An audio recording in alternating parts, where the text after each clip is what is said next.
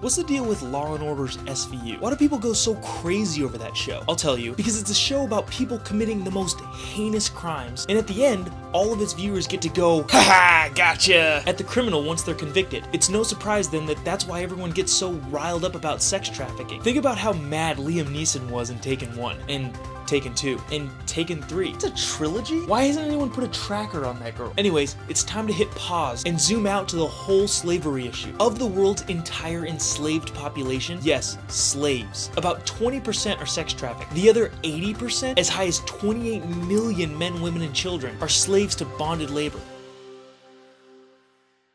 Let's take a look at India, home to half of the world's bonded slaves. Say you live in Orissa. Think Detroit at the peak of the Great Recession, aka no jobs. And suddenly a family member falls ill, or you need to pay for a wedding. Yes, this really happens. The struggle is genuinely real. Or maybe something wild, like you want to eat but can't afford food. So you talk to someone who knows a guy who says he can get you a job in, say, Bangalore. Think New York in the 20s, aka jobs on jobs on jobs. And the guy says he'll give you 3 months pay up front if you leave with him and go to this wonder job. Brief side note, things that sound too good to be true typically aren't. Well, after a long bus ride to a place that you've never been before, you discover you've been duped. You're forced to work 20 hours a day in an incredibly labor-intensive job. Think brick, kiln, garment factory, fisheries, electronic factories, farms, and the list goes on and on. On top of that, in less than pleasant working conditions. You make the equivalent of pennies a day. Not exactly the land of milk and honey that you expected. So you decide to go to the cops. Duh. Well, not so fast. Most slave owners have a tight-knit network of lookouts, as well as paid individuals on the police force that return runaway slaves. You can imagine how forgiving a slave owner might be to a slave that attempted to escape. I'll give you a hint. Not very forgiving. Sadly, but not surprisingly, victims of bonded labor are routinely subjected to physical, sexual, and emotional abuse. It's SVU on steroids, in real life, across tens of millions of people. So what's this got to do with the price of tea in China? Actually, not as much as it has to do with the price of your fresh new kicks. As the average consumer, the best way you can participate in ending bonded labor is to buy from companies who have a track record of observing human rights. But before you gasp and nosedive into retail depression, let me tell you, no, not every major corporation is evil. In fact, former not-so-awesome track record companies like Nike have radically redefined their production chain away from bonded labor, bankrupting slave owners, all as a result of consumer awareness. Your voice does matter. Well, your dollar at least. Like I've said in other videos, whoever has the gold makes the rules. So make sure your gold goes to rules that put an end to bonded labor, so that slaves today can shout, "Gotcha!" to their former owners as they go out of business, hopefully in cuffs.